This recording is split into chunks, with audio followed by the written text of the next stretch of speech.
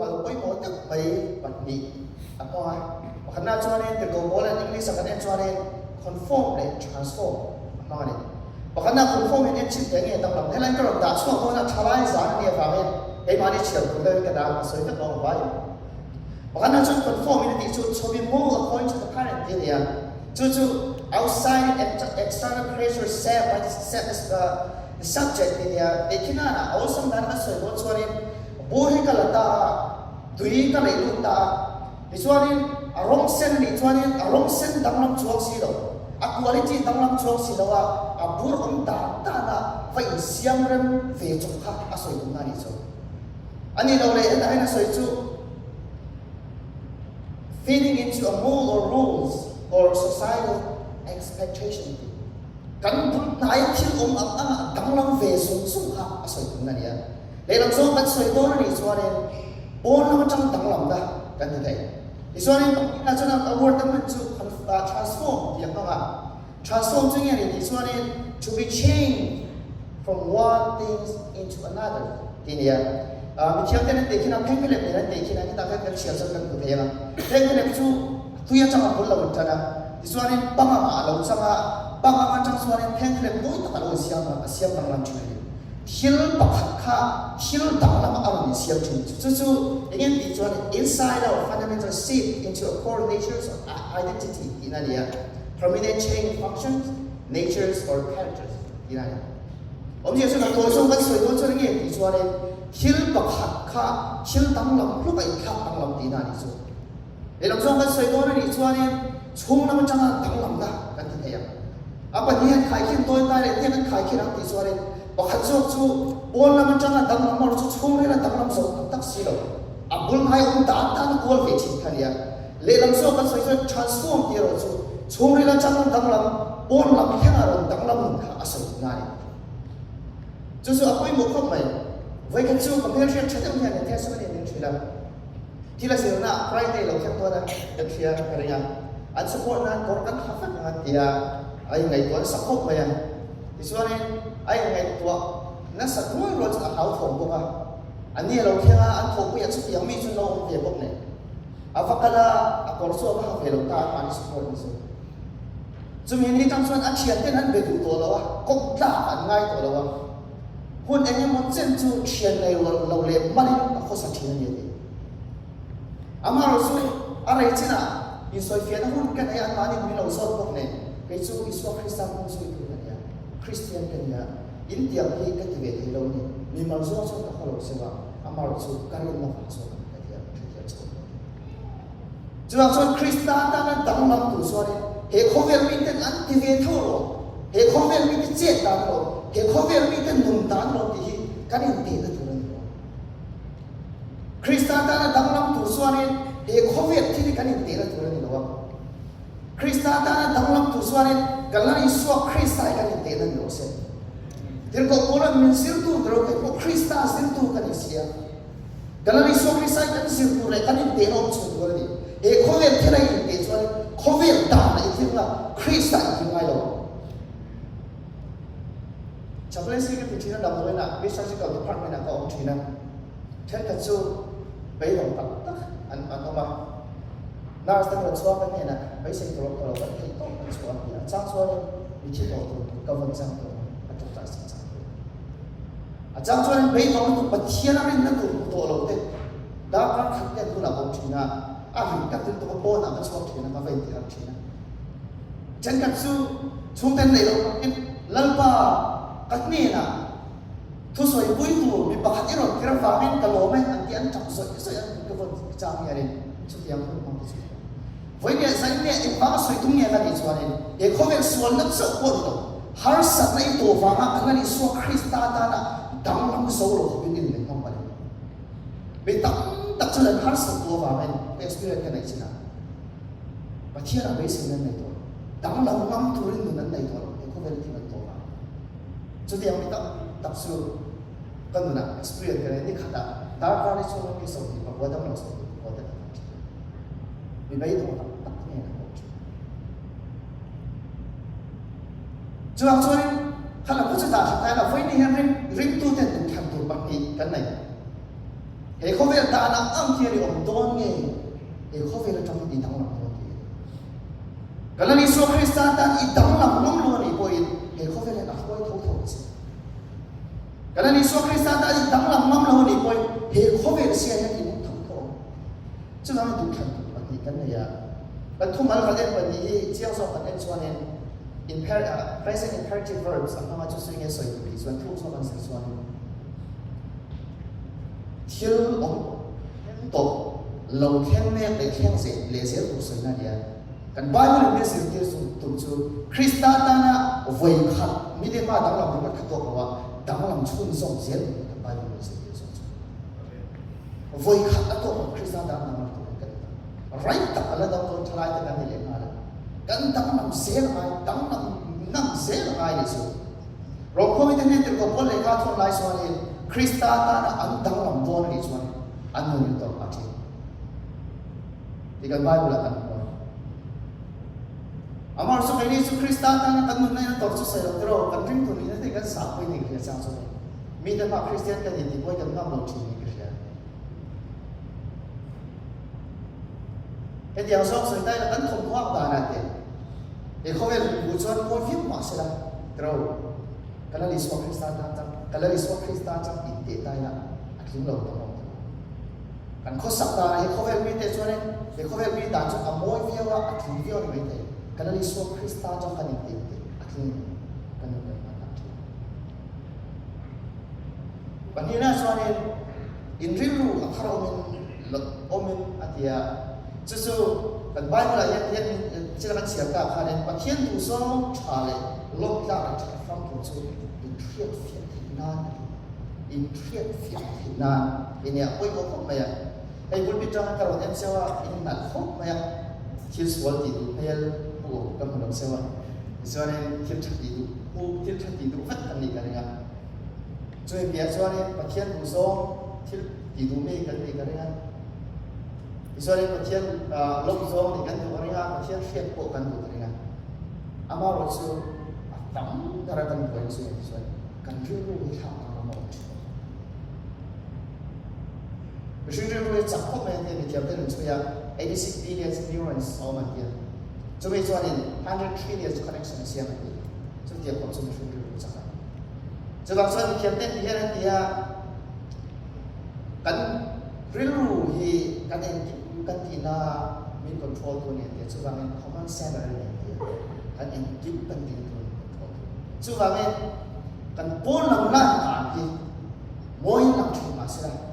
kan pon lam na cha thavia un lam thu ma sila kan rilu atha tang lam ni lo fa nge mi te hu phang lo kan ru thu to so mi te min wo son ni min lam thu ma sila mi te min thiet pui lo kan rilu dang lo fa nge sual fa nge kan ni to thu to cha so ya ko ve sual nge kan lo mi chiu fa nge kan ni mi te min thiet pui lo kan ang ru fo thu to so ha chuan ni transform ti nun in tha dang lam na tak i nei lo ni chuan ni pathian tu so chai long la cha fen tu se ti ka ba she e ve ka chu da boy ka kal pa ma tor khala truck lian tu me ka pa ta na sticker tak tak ai bela ta chuan ni Jesus ti lian do la ka lo sia a ho ma ve wo le ka dia motor pa ti so ka na ma chu ta ta a chung le boy hen le ka fia lo tu me hen lo sia ka fa nai le ya iswan chiang so ka fe na chu ta lo sia chu do you follow Jesus is supposed to is so Christ ai ti a na yen is so nai ti lo sia le kan min kan da thil tak ro se chu thil chuan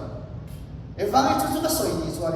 kan ni so Christ ai kan sui ve chi kan ni so Christ a min chu kan ni so Christ ai kan sui ve chi amor chu kan ril ru adang lam lo vangi kan ni so Christ ai zui ang si lak tak ta kan sui ya kan ni so Christ ai zui ve chu si fiat lo tak kan sui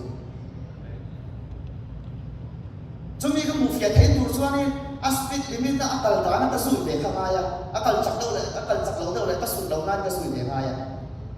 chu ti ya le chuan ni kan ni so Christ ai i khet siang tu kan ni so Christ ai sia i khet wa i kha dam lam tu ni chuan kan ni so Christ ai pai tak kan sui ro kan ni so Christ ai khoi pe chang ye sui fa pa thang bang han ko ve la thil nom si bol na so a to ba to san fok so pe tin huna in ko tin huna tin khan a ri ru khan huna khan ani nei che ti dang ma voi ni kan ri ru khoi a leo khoi huna ai kan ma fa pa thang bo kan ri ru ti dang la ma lo so ni pa thian ne na kan kiu thai lo he ko ve nun ne pa thian nun hi ai ko thai lo Christai thang do ni so ko ve ti ka sa mai chu su dang la ma zo le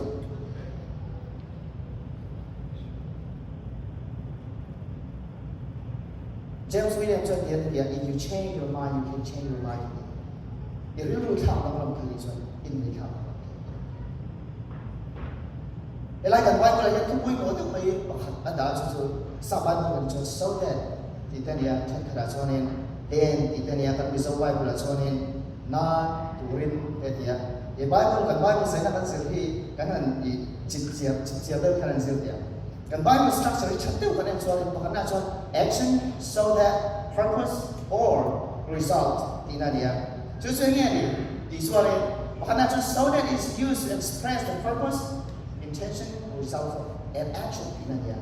ผมเชื่อส่วนกันไหว้กันเองเป็นสิ่งที่ถูกที่ส่วนนี้อีกถ้าตั้งหลักเส้นนั้นที่เราส่วนนี้คริสต์อีกตั้งหลักเส้นนั้นที่เราส่วนนี้ปะเทียนดูโซ่อีกที่การไม่ใช่ใครตัวหลักที่นั่นอีกส่วนอีกถ้าตั้งหลักเส้นมาสักการะที่ส่วนนี้ตูรินอันนี้นั่นส่วนที่ส่วนกันที่สุดตูรินนั่นที่คริสต์ดูปะเทียนดูโซ่ชาลีต้องการชัดฟังกันเชียบเพลงดูส่วนนี้กันรู้อัตราตั้งหลักมาอุ่นจังกันส่วนนี้ไอ้ฉันเคยได้ยินสักนัดตัวว่าอันโลกทุ่งที่กันจะกันใช้เทียมเราเทียมเราเขาเวทีอันโลกเราปะเทียนอันโลกนี่ที่กันใช้ได้อาจารย์สุอันรู้ทักตั้งหลักมาปะเทียนอันตัวฟังเองลมเสียงมันเทียมโซ่กันไม่ใช่ยังสักนัดตัวเราก็ต้องเราไว้นัดตัวเราก็ต้องเราอามาเราจะปะเทียนในเราจะอัดตรงฐานเนี่ยตั้งหลักมันอันสักนัดตัวว่าอีหลงแห่งมุนเตยไม่ใช่มุนสินาส่วนไหนเท่าว่าไอ้เตยฮัสต์ตัวเราไม่เรื่องนี่แหละกับมีอย่างลงเท่ากันที่นั่นโดนก็ส่งเจ้าส่วนไหนที่ส่วนนี้เขาเรียกที่ละส่วนนั้นลงไม่เท่อามาเราจะอันที่รู้ตั้งละมาองตัวว่าเห็นฮัสต์นั้นตัวนึงแล้วว่าปะเทียนฝักเท่แต่ก็พอเลยที่อะไรที่สดาเนี่ยที่ส่วนที่สุดส่วนอันไหนตัวชินะถ้าเราได้ที่เราส่วนถ้าเราได้ไอ้เรื่องการเชื่อเชื่อดูส่วนนี้อันบุระมีในสองนี้ได้ที่ว่ามีละกันดูตัวอย่างที่คุยละอันตุยซ้อนให้ผมซ้อนจะสวยชอบตัวเองเนี่ย politician มีจน politics เราบักสิ่งเราคิดซ้อนเราไอ้ world cup เราไอ้ตัวน่ะสกัดตัวมีส่วนนี้ world cup เราบักสิ่งกันใช่ไหมกันเรื่องกันเรื่องรู้ซ้อนกันสวยจีน่ะกันเรื่องมิลล์อมซ้อนกันเรื่องมิลล์ตู้กันเรื่องมิลล์ตู้ที่ได้กันสวยจีน่ะกันที่เราไม่รู้ขัดตัวไม่คงกันมากทีนะจะมาส่วนนี้สินะโซ่จะมาดูสู้เองเนี่ยไม่รู้สินะให้หลวงขัดกันคริสต์ตาในทับตั้งลำไทยดูเขาเป็นคริสต์ที่เขารู้ว่าตัวเองที่เรื่องนี้รู้หรอกเองว่าคริสต์ตาในตั้งลำไทยเองว่าคริสต์ตาในตั้งลำไทยกันเหมือนทำเองโซ่ตายเลยเองว่าคริสต์ตาในกันตั้งลำไทยกันเรื่องไว้ดูทันนะกันละเสียงมันไม่ได้สิคริสต์เรื่องนั้นตัวคริสต์กันละเสียงมันไม่ได้สิคริสต์เห็นเสียงดูจนที่ไม่เฟ้ออะไรคริสต์เป็นอะไรเฮ้ยหลายกันที่เราเขาบอกกันเมื่อช่วงกำลังทำแม่มาแต่ผมนั่งเสียงหลายเสียงง่ายเขาอีกเป็นอะไรกันหลายกันแค่เราเนี่ยไม่อะพาสเตอร์ก็รู้กลุ่มสองที่ประทุมกันอีกท่านยังกันรู้แต่คริสเตียนทั้งหมดเขากันหวังเดาโพสกันแล้วกันท่านไว้ขัดสู้ memory service กันในตัวน่ะผมเป็นบาร์เทนเดอร์คนละเราพักกันที่รวมเดี๋ยวทักไปอย่างแฮปปี้เชียร์เราเที่ยฮัลโหลด่าช่วงนี้คำพูดที่นั่นสายน่ะตบทุบไปอ่ะนี่รถเนี่ยนะอันนี้สิลงเลยอันรถเที่ยอันนั้นเอ็นเสียงสุดอินเดียเราด่าเลยอันนั้นเอ็นน่ะลาอาเชียร์เรายังมักใจเขาว่า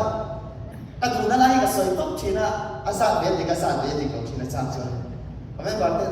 พาสต้าปากไหลสุดท้ายเวียนตัวเราไม่เตะไปทีนั้นวันกันไม่สู้คนไฟเลยอ่ะมันเล่นโค้งมาปั่นตุ้ยเสาจันเยอะไหมอ่ะตัวแล้วมันแค่ละล้ากับท่า กันละทันก็ทั้งสวนเนี่ยมันสิงาสภาที่ครับเลี้ยงครอบหน้ากันทั้งได้หรอแม่บาดแต่ละอาหักเราอันบาดสเลยดีสุดกันดีไม่ดีสุดเนี่ย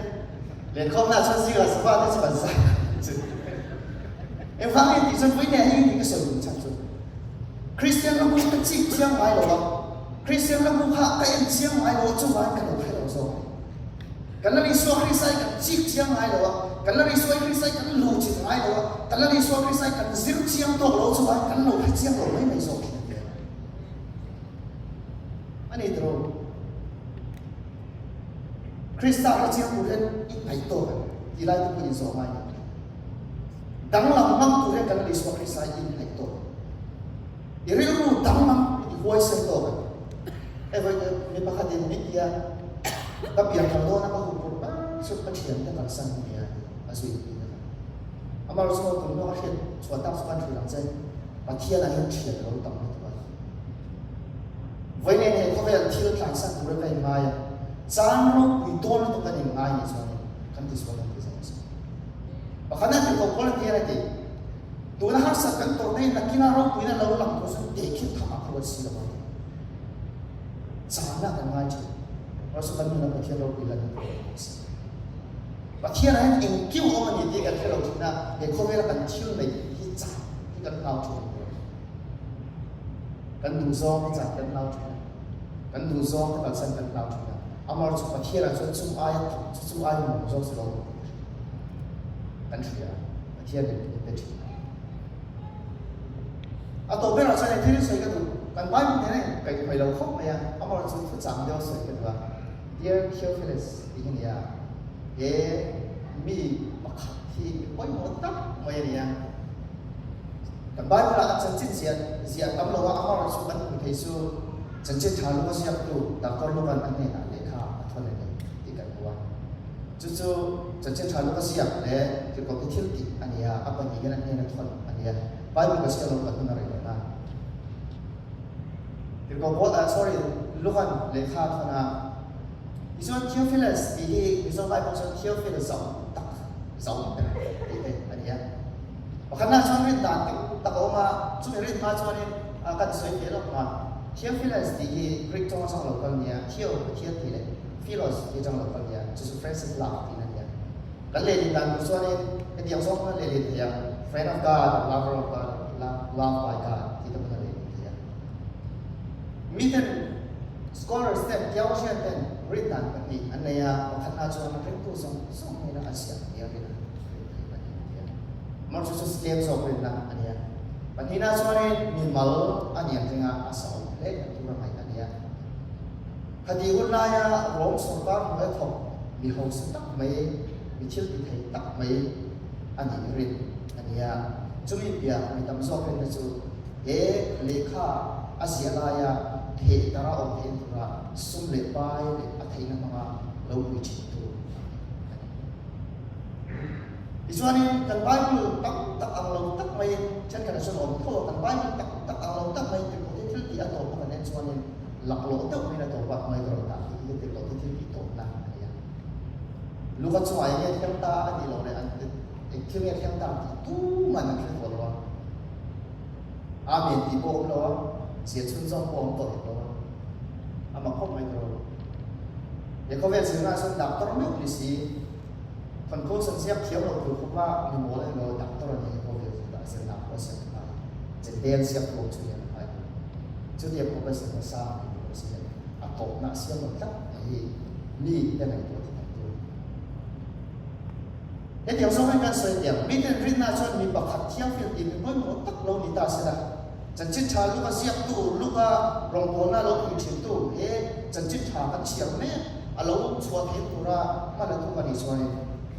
มีบักขัดอับหามีเองมันสั่งจันจิตชามีบักขัดอับหานั่งเลยประเทศที่เดียวคริสต์ตานี่ตั้งหลังนั่งตัวนี่ชัวร์นั่งมามีบักขัดอับหาโอ้ยเนี่ยไก่มานี่มีบักขัดอับหาโอ้ยเนี่ยประเทศเนี่ยมีตั้งนี่นะทุกสิ่งที่มีเสนาสนะอันนี้เราเรียกอย่างสองภาษาอย่างที่เราที่ที่อัตโนมัติเรานั้นฉันสุดที่เราที่ที่กันเสียเนี่ยนี่ถ้าเราเที่ยวมันโผล่เสียน้ำมูกอันนี้ ถ้าเราเที่ยวไม่มาโทที่เดี๋ยวเขาที่ติเสียแล้วพวกนี้โตตัวเล่นประเทศนั้นตัวถ้าเราเที่ยวไม่มาโทพวกชุนชมดีนังเล่ในจังหวะเสียชุนชมตัวเล่นประเทศนั้นตรงบนหน้าไม่เราด่าสักนิดสุดวันนี้ยังจูจันจินชาวันทางนั้นตัวเต้ถ้าเราเที่ยวไม่อินนะเสียชุนชมเพลผู้ส่วนนี้ใส่หน้าเนี่ยกันเลยสวมคริสต์ในดังหลังของตัวเนี่ยกันริงตัวนี้ทิ้งเนี่ยกันเสียตัวนักกินอาเทียนมาอันนั้นงานเลิกบ้านักกินอาชวนนี้ให้ยิ่งตานกันตีเวสินกันตีตัวเนี่ยแล้วดิส่วนน้องนี่สุภาพเราสุภาพไม่เราสุภาพตัวจุดหลังชวนนี้ประเทศอินเนี่ยนะโทษตัวประเทศนี้นักมาเกิดตั้งอินโทษตัวอามาเราสุอินดังหลังเสร็จเราชวนนี้คริสต์อินน่ะน่าทำเลยนังมาอินดังหลังเสร็จเราดิส่วนนี้คริสต์อินน่ะอินโอเคจะรับชมบ้านมันมีเสียงคริสต์ดังหลังมั่งตัวส่วนนี้ป่วยหมดแล้วสุดอินริรูอัคราดังหลังไม่โดนส่วนนี้เสร็จอินริรูอัคราดังหลังมาส่วนที่กับมาเทียนลมซ้อมมีอันนี้ไทยแล้วว่าแต่บ้านมันกันเชื่อมันเลยที่อันเราตกขนาดนั้นเห็นเขาเป็นตาเป็นของสูราเทียนตัวซ้อมชายลูกตาจะต้องกินสูอินเทียนเทียนเทียนอินริรูอัคราดังหลังเสร็จเทียนเทียนตัวส่วนนี้เทียนตัวโซ่ที่ตัวชาเลยเทียนลงตาชัดฟองกินเทียนเฟียนตัวอีเรื่องรู้ที่ดังนั้นคริสต์ดังดังนั้นมั้ง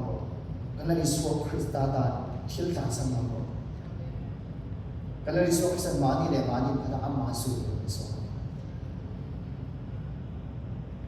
วันนี้กันเลยสิ่งที่เนี่ยเนี่ยอัตโตประกาศสุดๆไอ้ยี่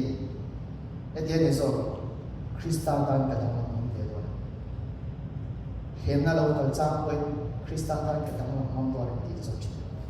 อัตโตแบบวันนี้นะเสียคนบางทีมากันที่เพลตัวมองตัวแบบเป็นคนทุกข์ทั้งสิ้นเดี๋ยวกันเสียตัวแบบอะไรเรื่องตัวนี้ส่วนปุ่มเป็นเรื่องตัวนี้หาสิ่งปุ่มเป็นเรื่องตัวนี้ส่วนเป็นนี่กันนี่ส่วนคริสต์ดังกัน A Christian life is an absence of struggle, suffering. A Christian life is overcoming with Jesus Christ. Do you really want to change? Because you have to deny yourself. You have to leave everything that you have for Christ. You have to sacrifice something. Do you really want to change? Are you going to conform or are you going to transform? That is the only option that we have. If you really want to transform, you have to abandon everything that you have, something that Christ don't like about yourself, or think that you have something that Christ don't like. Change is not easy. Conform is easy. Change is difficult. ใช้กันในบอกว่าก็เที่ยวพวกเป็นกันสวยดีสุดสำหรับส่วนนี้คริสต์ตานี่ต่างๆที่ตั้งเทียนตั้งกันทุกอย่างก็สุดแล้วก็จะจัดในสองเส้น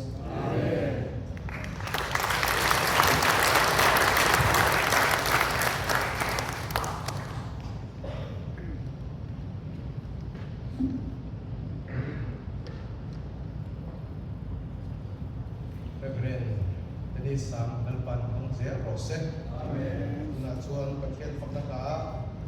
inay sa kurin mula rin mo din ang day so Kristami. So